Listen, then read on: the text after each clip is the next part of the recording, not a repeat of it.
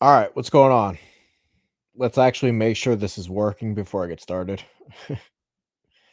I am totally winging it tonight. I have no plan, no script. Well, I have a plan, but I don't have anything written down other than looking back at the game. So let me just make sure that I'm live here and then we'll get started. All right. There's the email. All right, seems to be working. All right, let's close that out. I think we're good here. All right. And let me also say this. I'm trying. I'm trying to get back into the ECU series. I'm really, really trying. I just haven't gotten caught up yet. So my hope is that I can get started next week. There's just so much to do here, man. The one team, the one man team of Trey can only do so much. And with this Carter Hart thing that just happened, it's so fucking laughable. But anyway. All right. What is this? Week 8? Yeah, week 8. All right. So let's talk about the games that happened last week. Then my plan is I actually want to review a little bit of some kind of content that dropped, and then we'll get into the games this week. So from last week, Alabama, Missouri, that was like the big game on at noon. The Ohio State Illinois game was also on at noon. So again, I'm going to reiterate this one more time. The stock notes from last week, they're in the description below. Feel free to read them when you want to. Anyway, the Ohio State Illinois game, people can say whatever they want about this SEC, Big Ten, SEC, Big Ten. It's not close, dude. It's not. It's not close, dude. I mean, the bottom line is Ohio State's schedule epitomizes why they're not close. I mean, this Illinois team's not good. I mean, come on. So, like, let's just talk about Ohio State's schedule really quickly. So they've played, and again, not including Texas. I'm talking about their Big Ten schedule. Washington, Minnesota, Illinois, Wisconsin, who sucks. Penn State, which Penn State's normally good, but let's keep going. They're not this year. Purdue, UCLA, Rutgers, and then they always play Michigan. That's not a hard schedule. I mean, compare that to what Oklahoma's doing. Compare that to any of the SEC teams. They would trade that schedule in a heartbeat. So let's not ever bring up the fact of this SEC Big Ten. It's just not a discussion. Not a discussion. But anyway, this Alabama Missouri game, I just don't know what we're doing in terms of this like Ty Simpson thing. I understand that he's like playing better than compared to what happened in the Florida State game, but dude, they beat Missouri by 3 and like they could have easily lost the game. And this Jam Miller's not that good. And the Missouri running back is way better than him. And this Bo Perbula, who really can't throw the ball at all, with way worse supporting cast, was in the game and could have won it. So I'm not on the same page as these Ty Simpson people. I got to be honest. I don't even know where it came from. Like the Joel Klatt is out here and he's like, hey, if his name was Ty Manning, he would have won the Heisman already. No. No. No. So I don't get it. Somebody's gonna have to explain it to me because there's not a chicken dick's chance I could take him in the first 2 rounds. I couldn't take him in the first 3 rounds. All right, what else did I watch last week? The Indiana Oregon game. That was something, wasn't it? That was something. So I understand that we live in a reactionary world and, nobody wants to fucking actually observe. They just want to see. And then whatever they see, they got to jump to these hot takes. I get that that's the world we live in. Look, I watched the game. Dante Moore is still the best quarterback in the game. I don't fucking care that they lost the game. Fernando Mendoza, I saw Goff. Hopefully he's not Goof because Goof comes out a lot, but it looks like Jared Goof to me. Goff, sorry, habit. like he throws an okay ball. He's not like small. His mobility actually might be a little bit better than Goof's. I don't see any problems with like ball placement stuff. Like accuracy seems all right.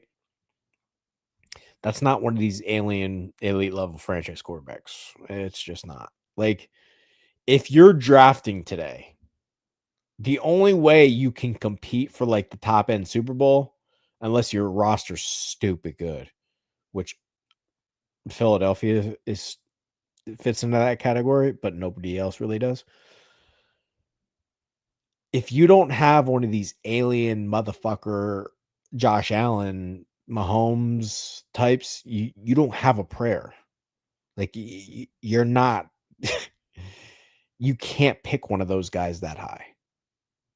So like I just there's some kind of disconnect here between the NFL draft people and reality, because reality suggests that you can't take like these Fernando Mendoza people. Just help me understand this.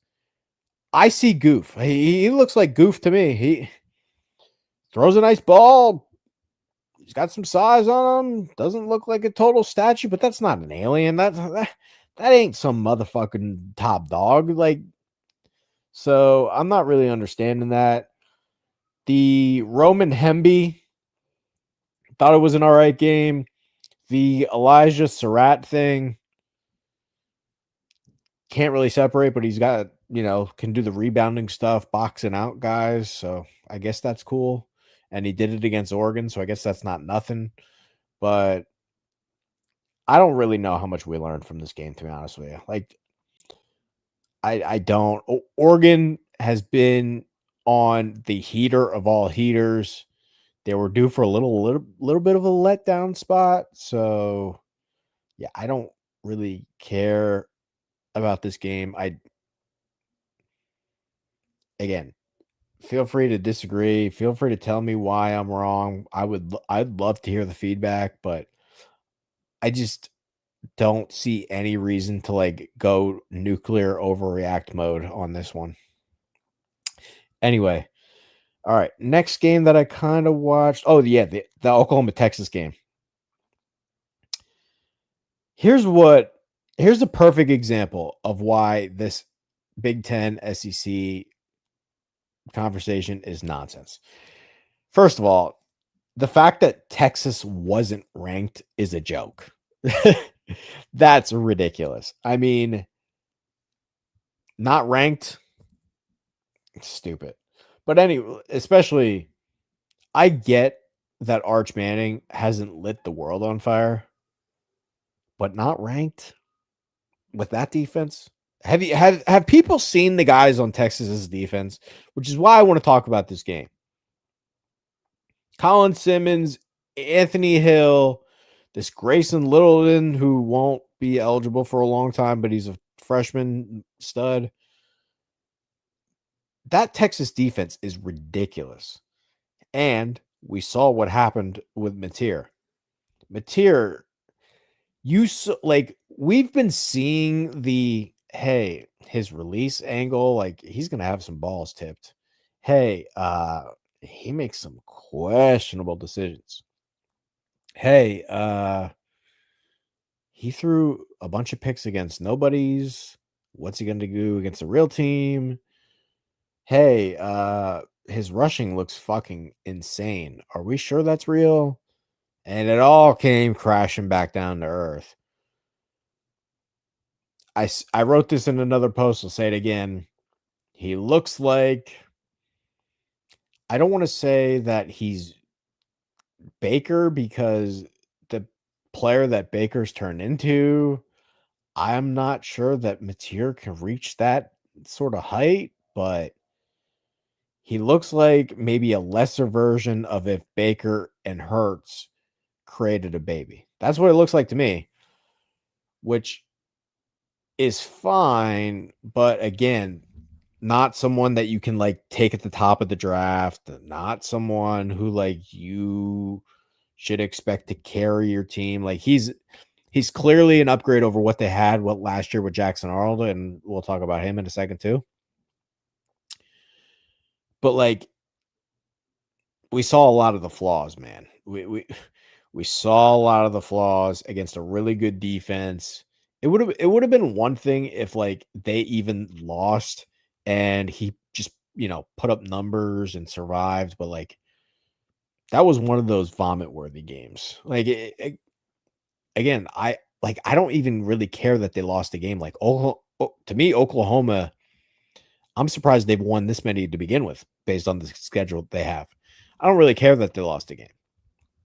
I care that he made me want to throw up watching him. So the Mateer talk hopefully comes back down to earth. I know that bitch Josh Pate probably won't be accountable for any of it, but we know how that fucking douchebag is. A bigger problem with Oklahoma is the fact that they can't run the ball. Mateer's probably their best runner, and if he's their best runner, they're not going to survive. So that's a problem. Deion Burks, he's like the only one that like flashed anything on offense anyway. Still like him a lot. This Wisner, he got banged up in the game again. Quintravian Wisner, the Texas running back. Sounds like Baxter's going to be back this upcoming week, so that's good. I don't think Arch played bad. I really don't. I don't think Arch played that bad. He's still like training wheels, game manager mode, but like he looks better than the tweaker that we saw earlier in the year. I wouldn't say he's like taking leaps and bounds better, but like based on the guy we saw against Ohio State or based on the guy that we saw against Florida, he doesn't look like Bambi anymore. Looks more like game manager, which is a positive. So again, with the Arch thing, I've written this in the notes. They're at the description. We'll talk about it more in 2027. Can we agree on that? Okay, keep it moving. Next game to talk about.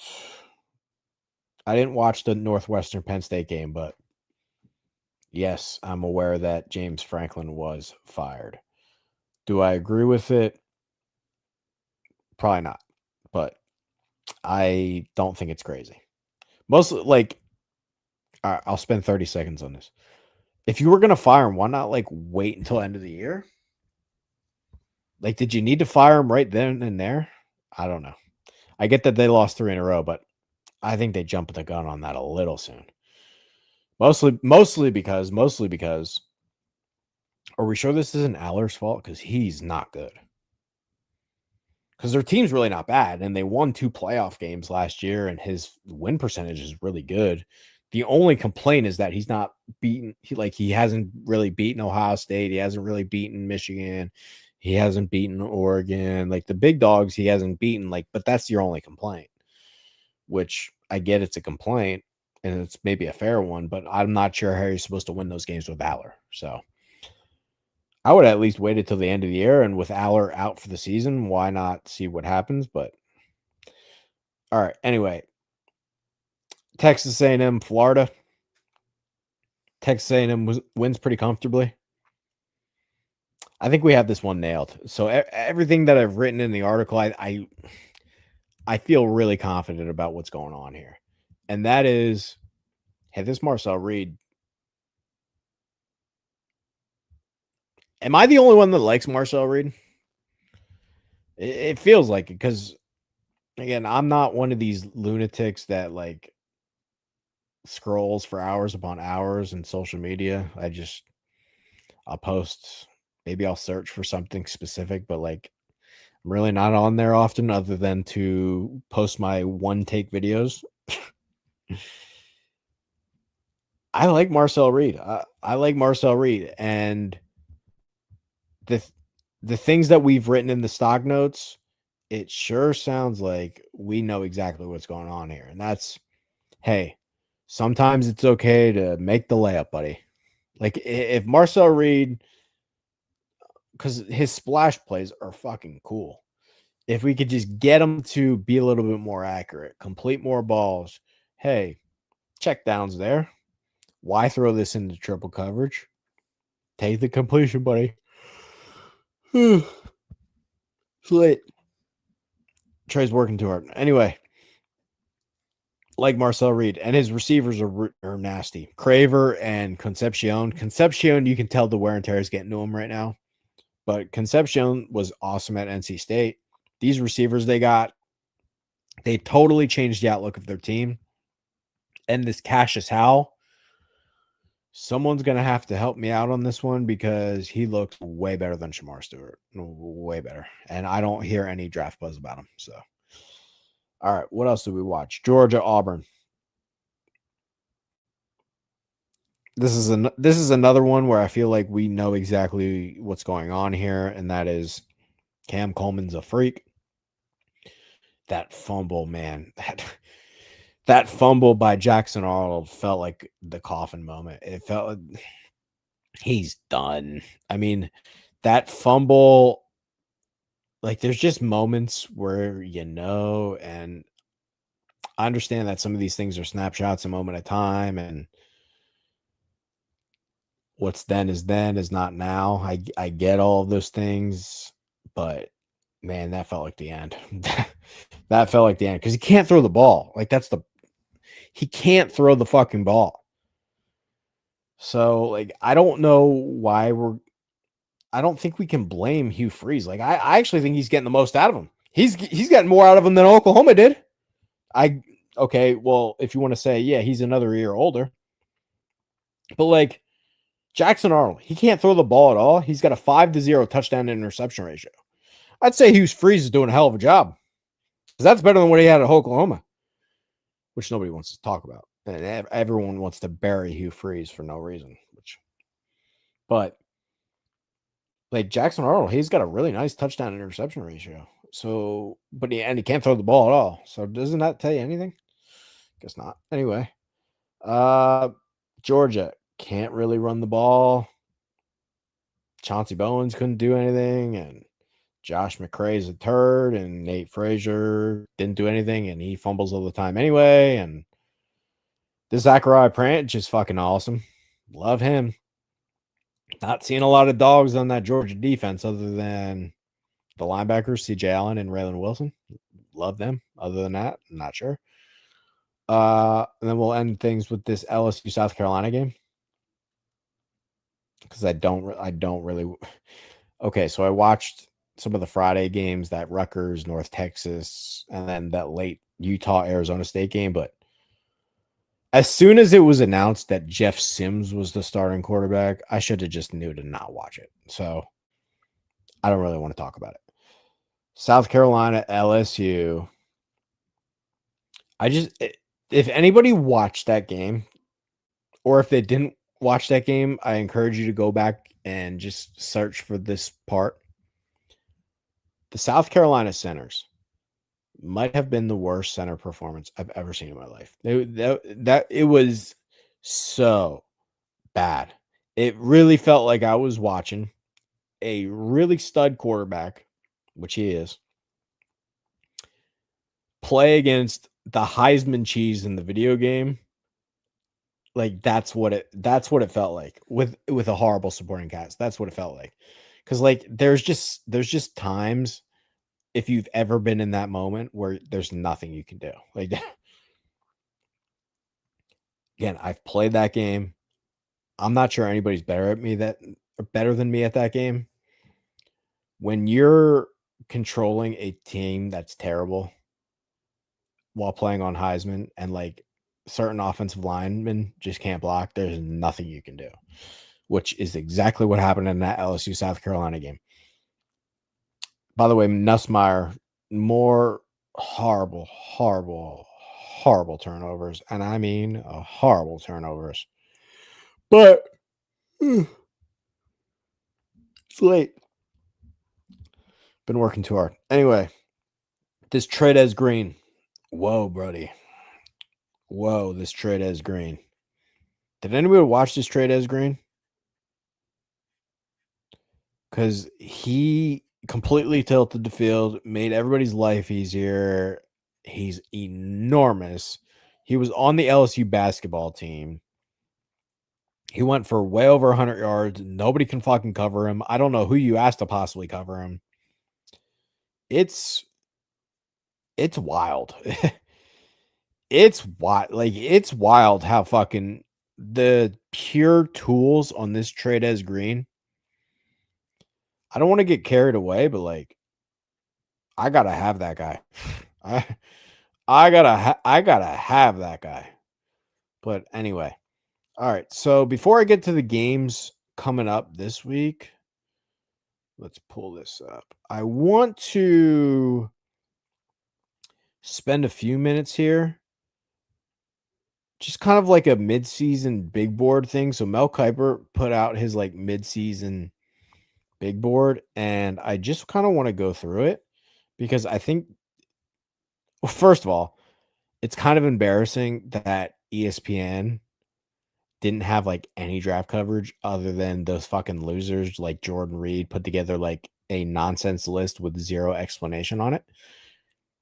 It's good to see that ESPN actually put something out. So let's spend a few minutes on this because I think it creates some good talking points. Anyway, Mel Kiper Jr., here we go. Number one player on his board, Dante Moore. Wow, isn't that weird? You know why? You know why it's weird? You know why it's weird? Because Trey has him stashed in fantasy, and Trey is the one who fucking told you that this was gonna happen. Isn't that weird? Isn't that weird that Dante Moore? Isn't that weird? I just want to show you the receipts because it's laughable. It's laughable. How about this right here? Oh, sorry. Dante Moore on my fantasy team in April 2022. Huh. Isn't that strange? Isn't that strange? Isn't that strange? Yep, September 27th. Oh. Weird. Weird. Weird. Weird. Weird. But yeah, ESPN, they totally aren't parroting, right? Okay. Jeremiah Love, number 2. Like him a lot. I think this comp is horrible. There's no. He's better than Reggie Bush and plays nothing like him. But the only thing they have in common is that they forced missed tackles. He doesn't play anything like Reggie Bush, and he catches the ball better than him. And he's way bigger. Reggie Bush wasn't 214. I have to go double check that, but he wasn't that big. You know what? Let's double check that right now. He wasn't 214. There's no way he was. And I don't think Jeremiah Love's running a 4.33. I don't see Jeremiah Love running a 4.33. Yeah, Reggie Bush was listed at 203. So he's at least 10 pounds heavier, and he's probably 15 pounds heavier than Reggie Bush was. So don't see the comp at all. Same height, but definitely not the same weight, and definitely don't move the same. And the problem with Reggie Bush when he was in college is he ran sideways a lot. He was really good at running sideways. He don't run sideways. Again, I think he's Jared Goff. If you want to say that's the third best player in the draft, I'm going to disagree with you. Garrett brought this name up actually before Mel Kiper posted this column. I'm going to tell him the same thing that I'll say here, and that is I'm not really convinced that he'll be in this draft, mostly because Tui Mowau and Jack Sawyer, they both went back to school for their senior year, and this guy really doesn't have any tape to lean on other than this year, and why wouldn't he just go back? I don't know. 4.5 sacks in 6 games is cool, but that's really the fourth. He's really the fourth best player in the draft. I'm not saying he's a bad player. I need a little bit more of a sample size. And there's really no like elite motherfucker recruiting background that suggests that. But not saying he's bad. Has played well, but Peter Woods. Yep. He hasn't. He's right about this. He hasn't been elite, but that's a Clemson problem. Nope. Not willing to take any 5'11" receiver with the 6th pick of the draft. No. This is stupid. Any GM that takes Mekhi Lemon over Caleb Downs, bad things should happen to them. They should end up in jail because this is probably the best player in the draft. But anyway, nope, not willing to do that. I think he's all right, but yeah, that's crazy. Ruben Bain, he's been unbelievable. 9's probably 9, maybe too low, possibly. But yeah, he's been sick all year. Oh, by the way, also the Miami game tonight and the North Carolina game tonight, I have those taped. So I don't even know what the score is. I'm trying to avoid not looking at it. So yeah, the Miami game and the North Carolina game, I have those taped. Haven't seen the score yet, but they will be in the stock notes. No real complaints there. Think he's overrated. Oh, weird. Should we show more receipts on Carnell Tate on who was first there? Huh. You know what? I'm gonna. This is a joke. This is a fucking joke. How about one of you motherfuckers have any ounce of fucking pride and fucking just admit that Trey was first on Tate? Let's just admit it. June 15th. He's wide receiver 1. How about you, motherfucker? Mel Kiper, you're late, buddy. You're late. So, again, I just think if any of you motherfuckers had any fucking self-pride, you would just admit that I've been early on all of this shit. I'm weeks early. Like the player a lot. Just not sure how you can rank him 13th when he hasn't played a fucking game this year. And he's not like overly big. Like he's not like 6'4" Sauce Gardner. Like that. I don't know. He hasn't played a game, so. Oh, weird. What do you know? Isn't that strange? What do you know? Polly want a cracker. Polly want a cracker. Unbelievable. Yep. Hey, Mel Kiper, how about you show some fucking respect? Mel Kiper, because you're late. TJ Parker, I don't think he's been that great this year. He looks like Cleveland Farrell to me. That not going to agree with. No fucking way. What else we got here? Avian Terrell. I actually like this player a lot. I actually think he's better than AJ Terrell, which AJ Terrell, let's just go look at AJ Terrell quickly, by the way. 0 picks. He never gets any picks. This for a guy that was taken this high in the draft and for a guy who's been paid all his fucking money. I mean, he never takes the ball away. He's got 6 career interceptions in 1, 2, 3, 4, 5, 6. I don't know. He's averaging 1 pick a year. Congratulations. So I actually think the little Terrell is better. I don't know if anybody agrees with me on that or not. All right, let's keep going on this. What do we got here? Mauioa, I actually think that's too low. I've been saying all year the Miami tackles are fucking nasty. Amari Washington, I like him. I'm not sure I'm willing to go 19 yet, but I like him. Mostly because I'm not quite sure who the best Oregon defensive tackle is. They've been kind of rotating their guys. I mean, Barry Alexander gets in there. Washington gets in there. They're like 4 or 5 deep at defensive tackle. So it's more of I haven't made a firm decision on who I actually think is the best one. David Bailey, yes. I don't disagree with that at all. He was a sack monster at Stanford, but the only difference is now he's transferred to Texas Tech and he's putting up a fucking – I mean, this Texas Tech defensive line is what's made them different this year. That, I mean, If you just watch Texas Tech, their defensive line is what's controlling the game. He's been unbelievable. I don't disagree with that at all. I think this is too low, and the only reason why he's this low is because of the bullshit that's around him. I'm just telling you this right now. He's going to be Cam Newton, except if Cam Newton was forced to work hard. And he's going to be better than Cam Newton because of it. So you can, agree with me or not, but just warning you, that's going to be the case. Zachariah Branch, no complaints there. See, he says he reminds me a little of Zay Flowers. I don't disagree with that. I just think he's going to be way faster. So I don't know if anyone wants to, feel free to clip this if you want to, put this receipt out.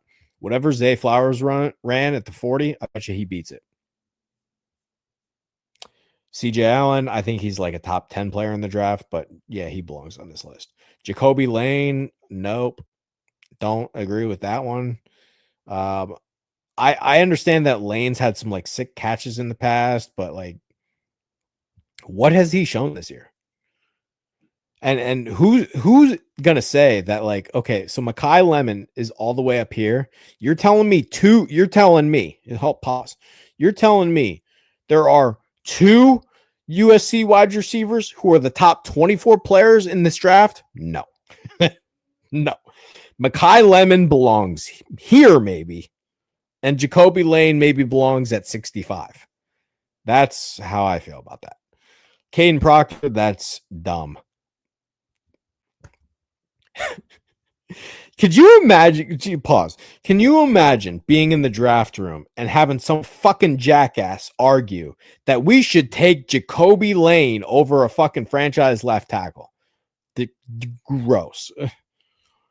Sorry, but you should be ashamed of yourself for putting him above Caden Proctor. Anyway, Paulie wants a cracker. He fucking copied my whole list, right? Oh, Paulie wants a cracker. Parrot. All right. I wouldn't put him here, and I wouldn't put him here. Sam Levitt 8 is more reasonable than the fucking jackass that he does a podcast with, Field Yates, who wanted to put him up here.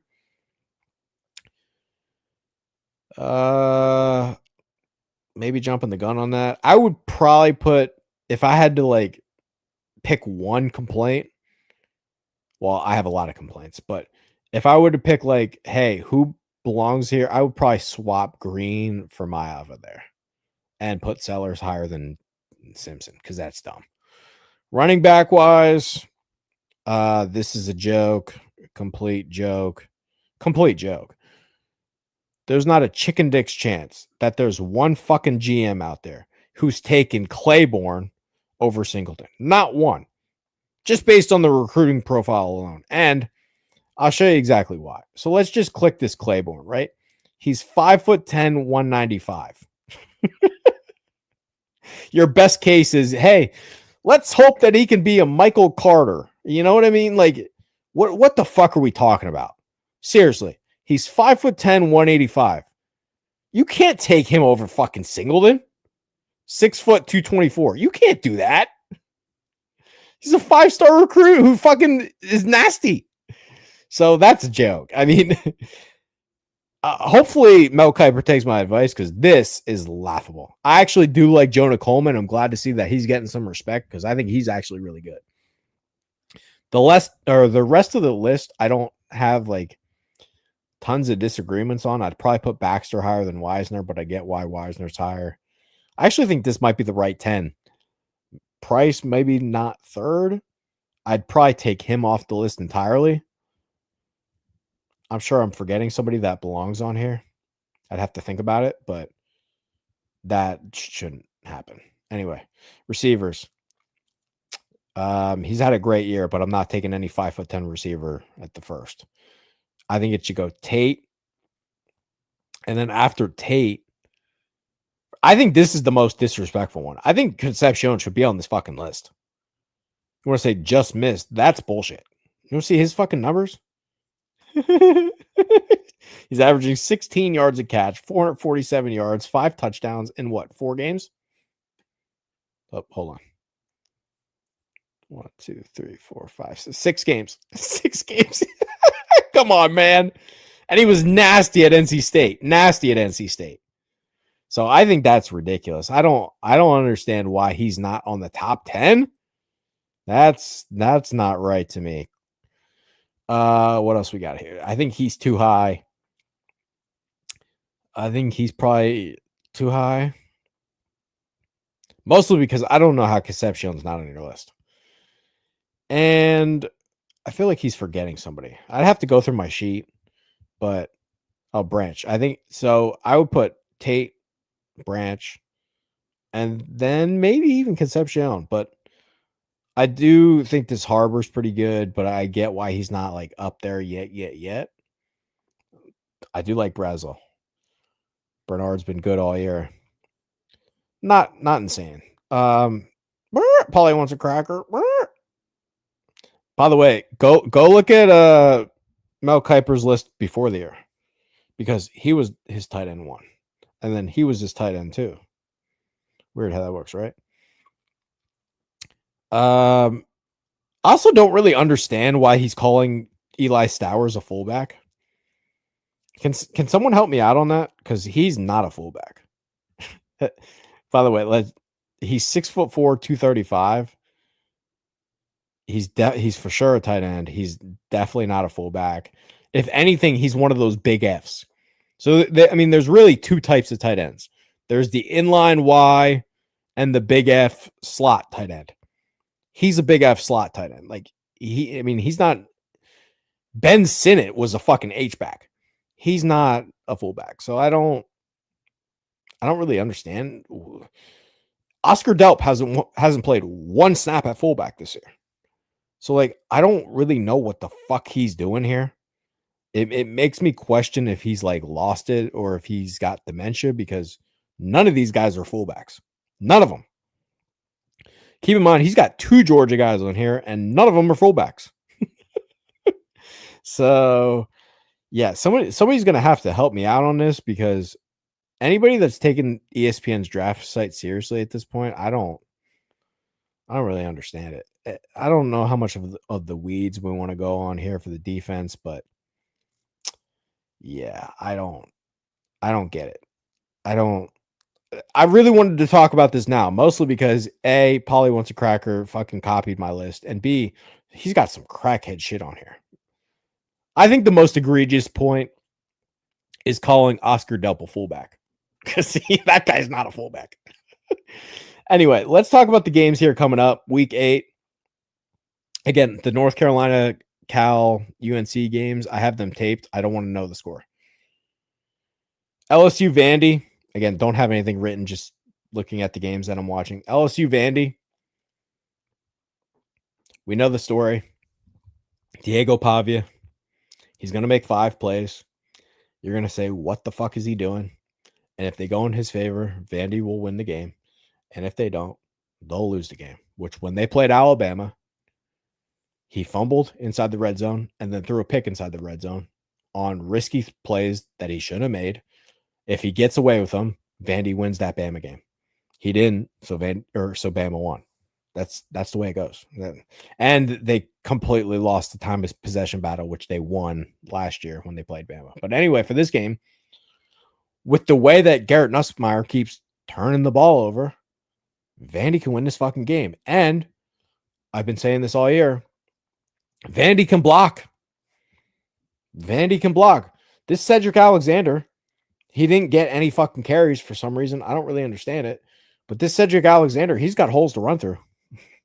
He's got holes to run through. LSU's defense is what's keeping them afloat. Their offense is brutal.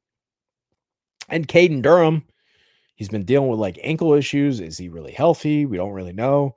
The only thing that's saving him is Trey'Dez Green has turned from a basketball player into a motherfucking freak show superstar.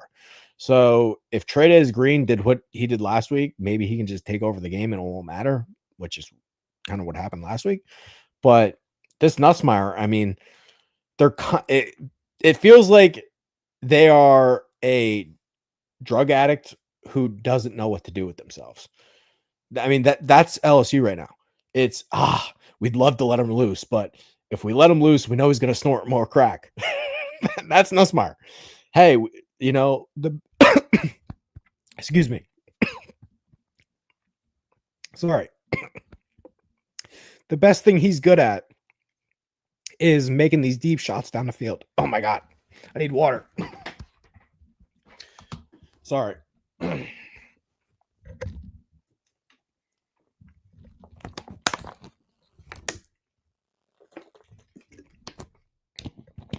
All right, we're good now. I don't know what happened to me. Anyway, the best thing he's good at is taking these deep shots down the field. I used this example last week. Go watch his SEC title game against Georgia as a freshman. I mean, he makes some what? Wow. How did he make that throw? Wow. 25 yards down the field against Georgia. That guy's gone. He hasn't been there. So if Vandy just like can block LSU's defense, they have a real fucking chance. And the way that LSU continues to screw up, actually, I wanted to talk about that. Continues to screw up this fucking Harold Perkins thing. It is crazy to me. Actually, I kind of scrolled through the defense stuff, but let me pull this back up, right? Let me pull this back up. He's got Harold Perkins 10. He's got 2 sacks. This is what this guy did as a freshman. He's a freak, a complete freak. And somehow, so he gets hurt this year. So, yeah, the 2024 year, he got hurt, season-ending injury. But, like, he's got 2 sacks. He doesn't rush the passer at all. It's insane. Everybody's giving up on him. And this Blake Baker is a fucking idiot. I don't give a fuck what anybody says. The way he's using Harold Perkins, he needs to be investigated, because this idea that Harold Perkins is playing like nickel corner, safety, the star, now he's an off-ball linebacker. What the fuck are we doing with Harold Perkins? Somebody's got to explain. Somebody's got to explain what the fuck they're doing with Harold Perkins. This guy was one of the highest rated recruits in the country. Steps on the field immediately as a freshman, racks him a fuck ton of sacks. Nobody can block him as a teenager, and now he can't do anything. Like, why is he out here covering people? I don't understand it.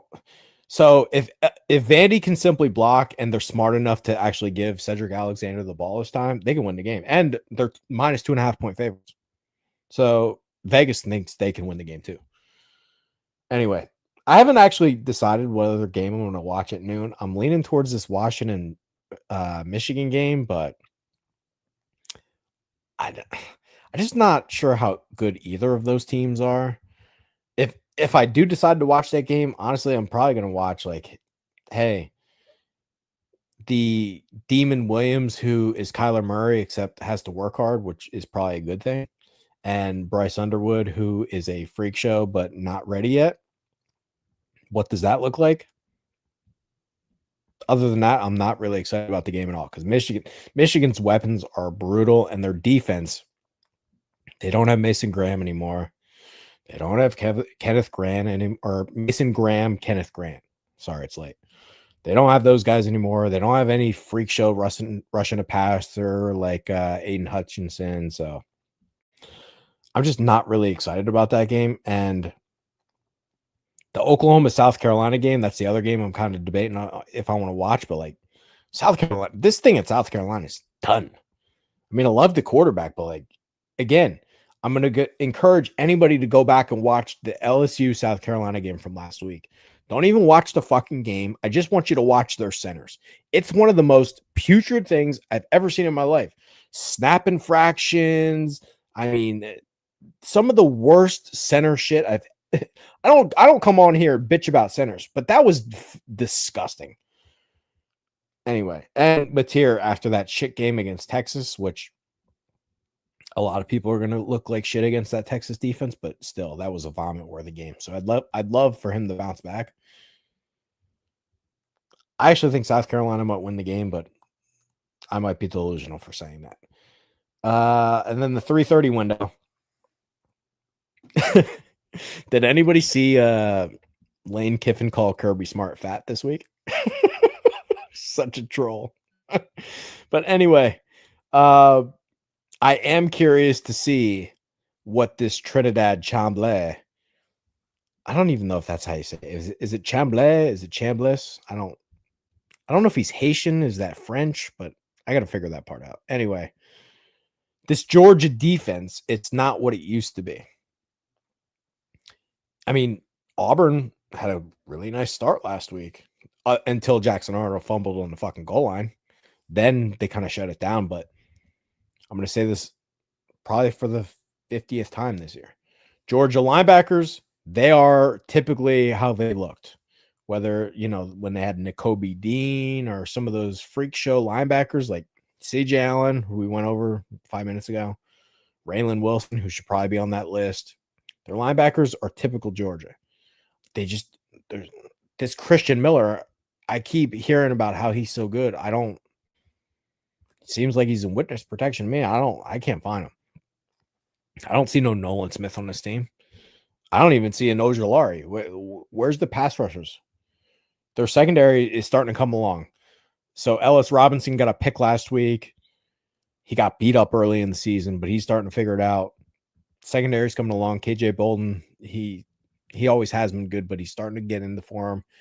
But I don't know.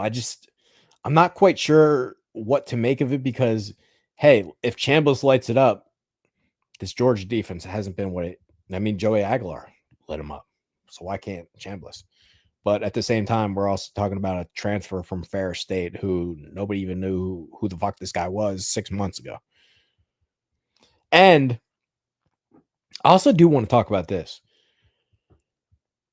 I don't know what's going on with Austin Simmons because I almost feel like he's healthy and they're not going to play him. Now, he's the guy who was supposed to take over for Jackson Dart, started the year, had some hype coming into the year. He actually got taken in our rookie draft. I took Dante Moore, and then the next pick in our rookie draft was Austin Simmons, actually. So this is somebody who actually had like real hype, was considered, I guess, a Devy future NFL asset. I mean, he's on the bench right now. He's not coming in this game. Unless Chambliss shits the bed, I don't know if Simmons is getting back on the field this year. So I think that's something to monitor because he was supposed to be the successor to Jackson Dart. Is he going to transfer out? Is he promised like, hey, let's take another red shirt year and we'll try again next year? So I don't know what's going to really happen with that. Ole Miss beat Georgia last year. Anybody that remembers Troll Lane Kiffin, he made fun of Carson Beck. He loves making fun of Carson Beck, I guess. And this year it's Gunnar Stockton. Gunnar Stockton saved the day against Tennessee. I just don't know how many of these shootouts that Gunnar Stockton's going to end up winning. Because Ole Miss put up points on Georgia last year, which is why I keep like, I'm not going to be surprised if Chambliss puts up points. I'm just not. I get that Georgia's favored and Georgia. So yes, I'm aware that they did lose at home, but they usually don't ever lose at home. They lost at home to Bama, but Bama's like the one team that they actually do lose to. Last year, the game was at Ole Miss. I don't know. I don't have a strong feeling on that game at all. I feel like any of those Ole Miss wins, won't be surprised. Georgia wins, won't be surprised. What other game are we going to watch? I am going to watch that Oregon Rutgers game, but I'm sure nobody watching this gives a fuck about that one. Other than the fact that you are Riri upon all Riri if you think this Cali Manis can play, because he's not good. Which reminds me, did anybody watch Cali Manis at the University of Minnesota? He's horrible. Anyway, Tennessee, Bama, Jam Miller. Don't know if he's going to play. I also don't care because he's just not that good. This Jam Miller, he looks like a worse version of Brian Robinson. Again, feel free to comment, but this Jam Miller. I don't see Josh Jacobs. I don't see any of these. Like, I don't see Derrick Henry. He's got some size on him. Decent recruit, not like some guy that came out of nowhere, but I don't see it. Anyway, Bama. Tennessee, I don't know if their defense is quite as good as it was last year, mostly because, again, we talked about this earlier. Jermod McCoy, he hasn't played a game all year. So I'm not sure how you can rank him as the 10th best player in the draft if you haven't seen him play this year. They have another corner who's hurt too. He's not even the only corner hurt.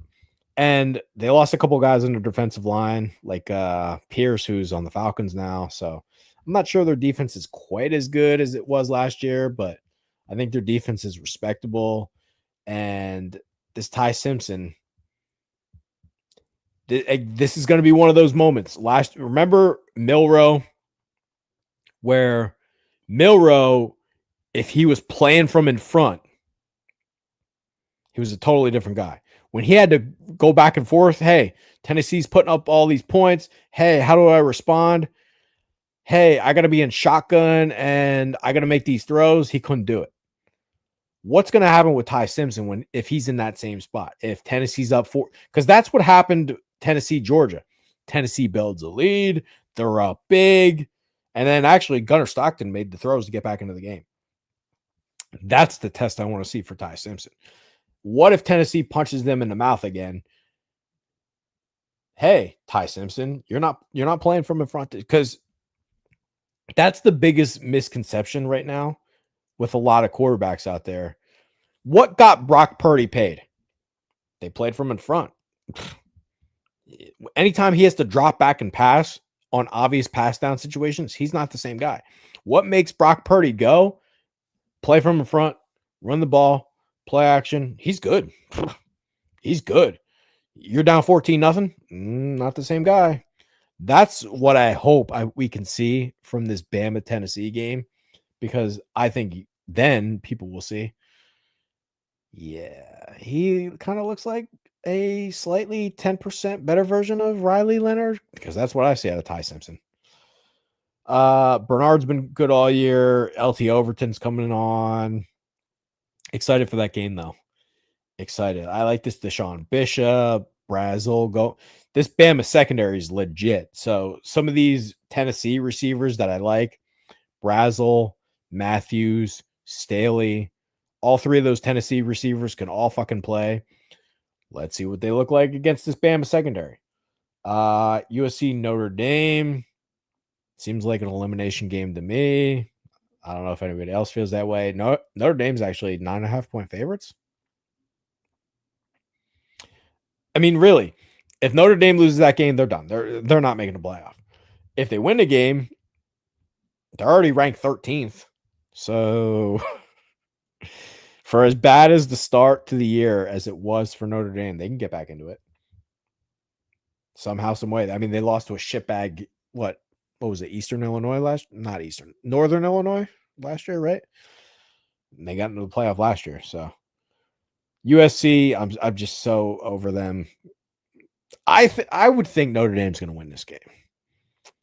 I would think, based on the way that CJ Carr has come along, and I just don't think USC has an answer for the run game. Like, if USC is going to beat good teams, they're going to have to play defense, and I don't know how they stop the run against these guys. So, all right, you know what? Let's put some picks in on the fantasy contest and let's call it a day. Why don't we? All right. So again, we're still making this free. I actually just got some confirmation from the developer that it looks like we cleaned up all the last bugs. So it's not going to be free much longer. Let's get into here. We're still positive. We're still in the positive. What game do we want to bet on? Actually, you know what? We're going to go back to the tradition. That was the last bug I got to catch. Yeah, so we got to tell him to put the teams back. Still working through the bugs. Sorry, guys. That's why it's free right now. But it won't be free. I would guess we're going to put the payments on for the fantasy contest within the next week or two. because we're pretty much all set on this. But anyway, yeah, this is minus 360. That's higher than I thought it would be. What game? Because I don't want to take Notre Dame minus 9.5. That's not a low number.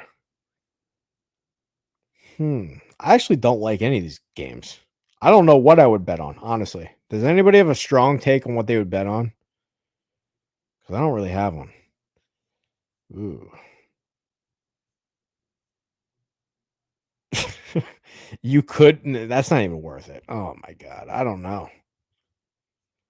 I don't have a strong take. Does anybody got a strong bet on what they would put out there? I don't know. That's tempting. With the straight up, that's actually tempting. But Lagway's been better recently, so I don't know if I would even take that. You know what? Actually, you know what? We'll take Texas A&M. I would feel they're gonna win outright, right? No, we'll put 250 on it. They should win outright. All right, so we're still in the up. We're positive 892. That's good. Anyway, VendettaFantasyContest.com. You can still play for free for now. Promo code Matthew Berry sucks. Anyway, that'll do it for this week. Peace out, Girl Scout. The show must go on, and we'll be back soon or next week. Later.